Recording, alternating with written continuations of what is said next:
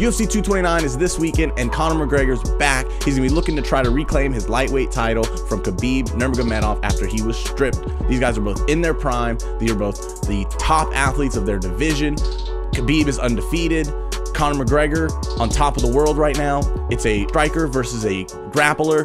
This is just easily the best fight that they could make. This is the biggest fight of the year, biggest card of the year, and I'm gonna break it down now. I'm gonna start from the bottom and work my way up to the main event. So let's get started. So starting off this crazy card, we got Ryan LaFlare versus Tony Martin. Tony Martin, black belt in jiu-jitsu, great jiu-jitsu. Ryan LaFlare, he's fought great jiu-jitsu guys. He's been able to defend against Demian Maia, and he lost, but he didn't get submitted. So I think Ryan LaFlare is going to get this one by decision. Next up, we got Gray Maynard versus Nick Lentz. Both of these guys older, got a lot of fights, got a lot of experience. Gray Maynard 13-6. He had like a 4 or 5 fight losing streak, snapped it, and then he lost to Ryan Hall, and then he just recently won again. Nick Lentz, really good, got a lot of great submissions. He's got that really great guillotine that people fall into. I'm gonna go with Nick Lentz on this one. I think he's a bit more dangerous than Gray Maynard is this late in his career after a lot of his wars that he's had to go through. So I'm gonna go Nick Lentz by decision. Sure. So next up, you got Scott Holtzman versus Alan Patrick. Scott Holtzman 11-2, Alan Patrick 15-1. Alan's definitely a favorite. He's a black belt in jiu-jitsu. He reminds me a lot of Demian Maia, where he just hunts for that back and he rides you like a backpack and just holds on looking for that rear naked choke. And that's how he gets a lot of his decisions, just like Demian Maia, just because he sticks to you like glue, stays on you the whole time, keeps going for those takedowns. He throws a lot of kicks and stuff too, but like most jiu-jitsu guys, doesn't care about people catching kicks because just take it to the ground anyway. It's where he wants it. Scott Holtzman, the purple belt. Alan Patrick, a black belt in jiu-jitsu. If this goes to the ground, Alan Patrick's gonna get it, and it always goes to the ground with him, just like with Demian Maia, just like with Jacare, who's Alan Patrick's training partner. I'm gonna go with first round submission. He gets a lot of decisions. I think he's only won 2 by submission. They were both rear naked chokes, but and a lot of them are decisions. But I'm gonna go with a rear naked choke. Alan Patrick, first round rear naked choke. And finishing up the Fight Pass prelims card, you got Lena Landsberg versus Yana Kunitskaya. Both of these fighters have fought Chris Cyborg. Lena Landsberg, a Muay Thai base, Kunitskaya, a Taekwondo karate kind of style. They use a lot of kicks. I know it's hard to choose. Lena Landsberg 8-3, Kunitskaya 10-4. Kunitskaya's only had 1 fight in the UFC, and that was with Chris Cyborg, so she hasn't had the experience in the UFC that Landsberg has. I'm not sure. That's a really tough fight. It's a really tough fight. Landsberg has lasted longer. I'm gonna go Kunitskaya. She's got a great head kick. I think she can get this one done. Aspen Ladd caught Lena Landsberg slipping. I think Kunitskaya can too.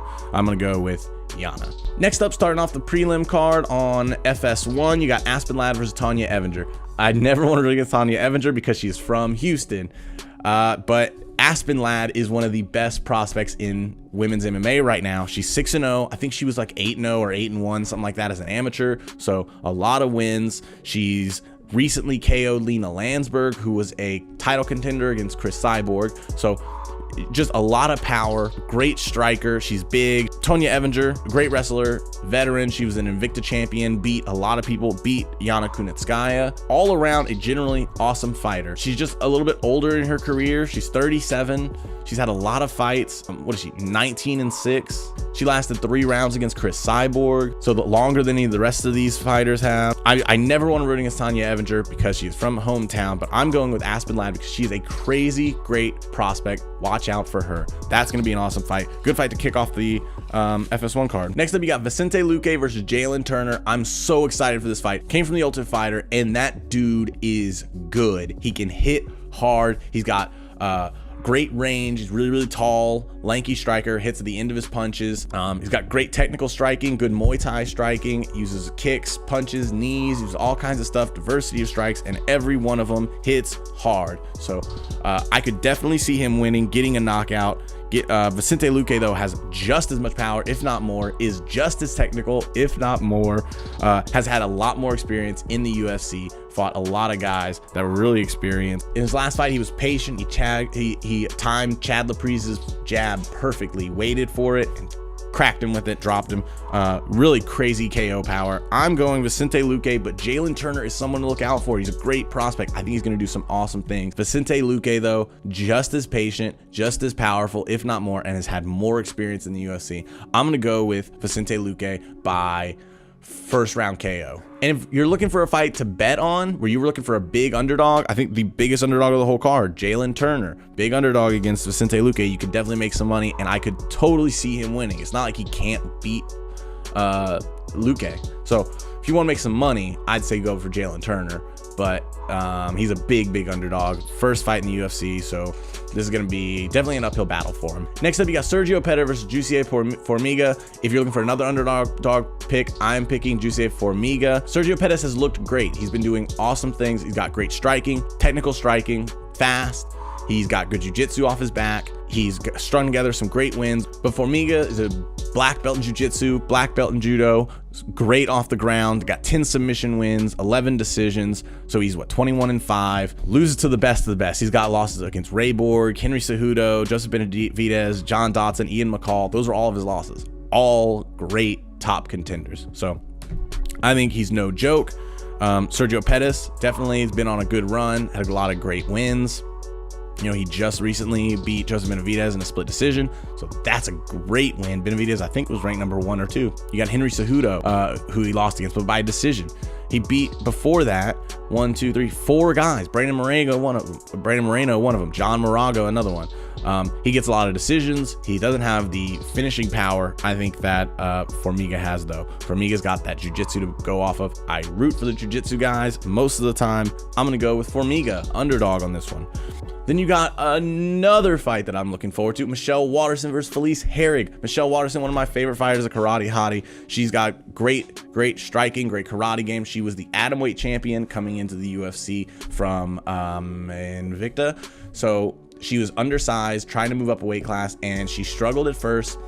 She has great striking, great jiu-jitsu, but the girls are just bigger than her. Like I was saying before about the grappling, when it goes into the ground, the bigger person usually is going to win. So she struggled there, but against her last opponent, Courtney Casey, like the biggest fighter in their division. So she proved herself well in that one. It was a decision win. It's not like she was dominant, but she proved herself against a big physical force in their division, and that's definitely big against Felice Herrig, who's got great grappling, is also really strong, and has been proving herself lately, getting great wins. So man, this is a tough fight. I think Michelle Waterson is just going to be just a little too small. I think she's just a little too small, although she proved it in her last fight that she could handle bigger people.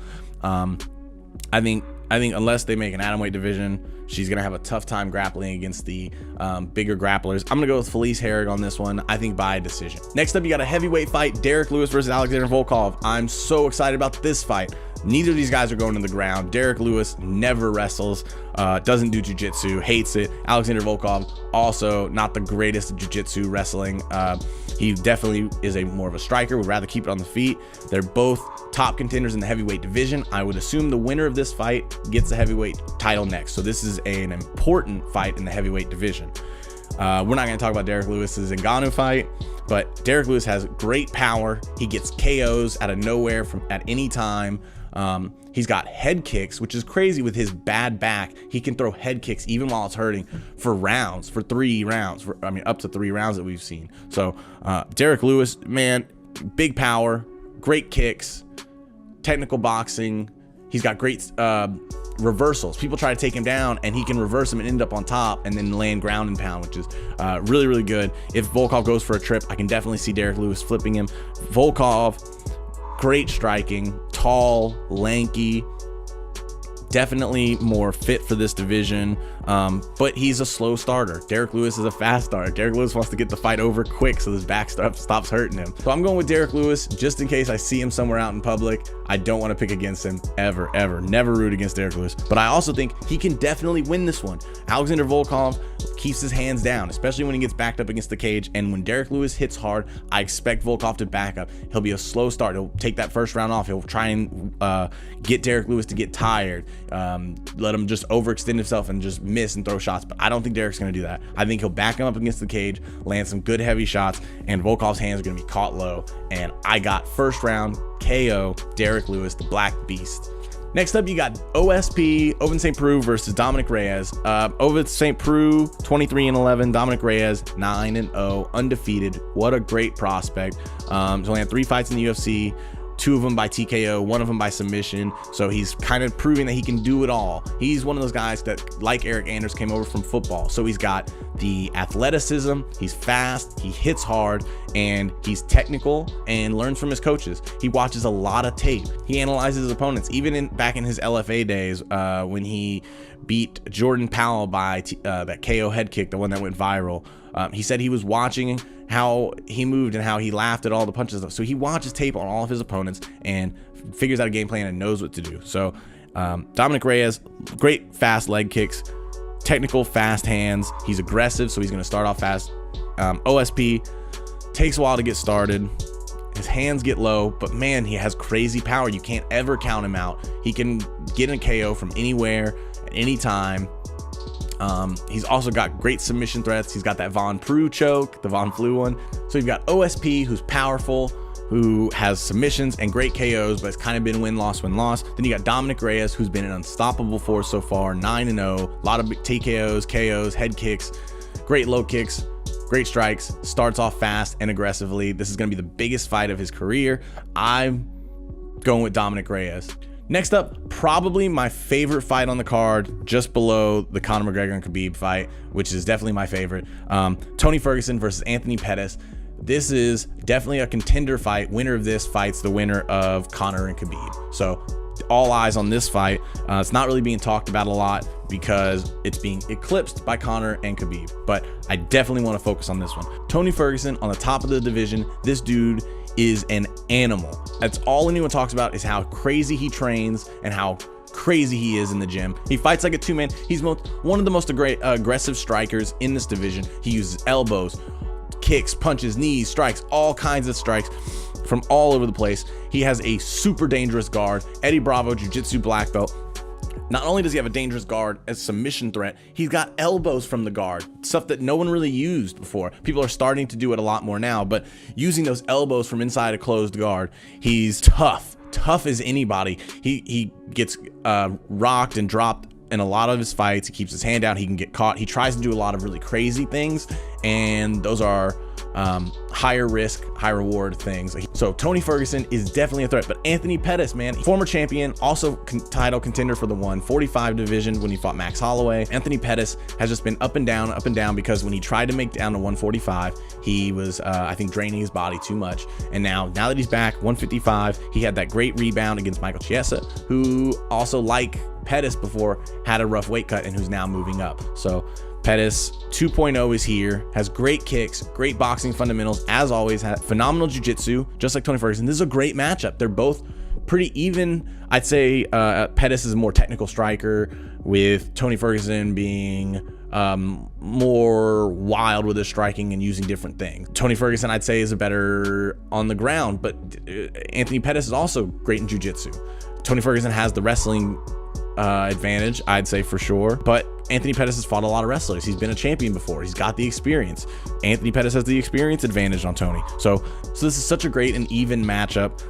The only other thing I'd say about Tony Ferguson is I'm really worried about his injury. That was in April. They had, I don't know if you saw the pictures of his leg when it was after the surgery, that big incision up the top of it. That means that was a big surgery, I assume. I'm not a doctor, but I'm super worried about that injury. I don't know how he is now, but everybody says he's training like an animal, and I haven't heard anyone worried about an injury. So if Tony is back 100%, so if Tony Ferguson's back 100%, I'm going with Tony Ferguson by 3rd round TKO. The main event is here. Conor McGregor versus Khabib Nurmagomedov. These guys cannot be more opposite. Conor McGregor, striker. Khabib, grappler. Conor, wild and unhinged at all these press conferences. Khabib, stoic and focused. Conor McGregor wants the fights to be over quickly. Khabib wants the fights to be a long grind. He never even goes for submissions. He never looks for the finish. He wants to grind his opponent out and win and dominant.